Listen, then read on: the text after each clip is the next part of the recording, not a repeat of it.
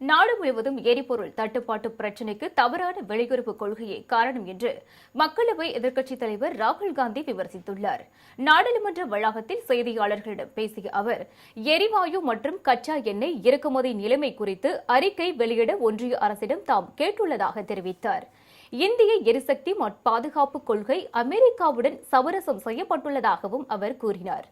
இன்னும் சிறிது அவகாசம் உள்ள நிலையில் ஒன்றிய அரசும் பிரதமரும் உடனடியாக நடவடிக்கைகளை தொடங்க வேண்டும் என்றும் அவர் குறிப்பிட்டார்.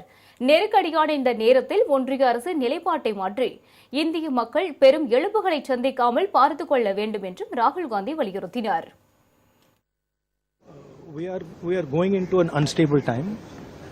When you go into an unstable time, you have to change your mindset. You cannot have the same mindset, right?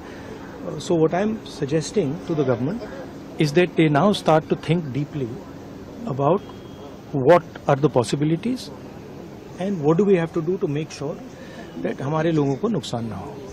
I'm not making any political statement. I'm just saying that I can see that a big problem is.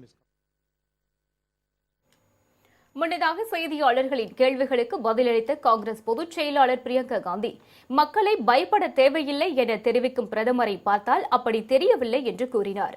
ராகுல் காந்திக்கு எதிராக அமித்ஷா பயன்படுத்திய வார்த்தைகள் நாடாளுமன்றத்தில் அனுமதிக்கப்படலாமா என்றும் அவர் கேள்வி எழுப்பினார். गृहमंत्री ने कहा है, इसको लेकर के आप क्या कहेंगे कि आप क्या कहेंगे? ये भाषा इस्तेमाल होनी चाहिए क्या संसद में?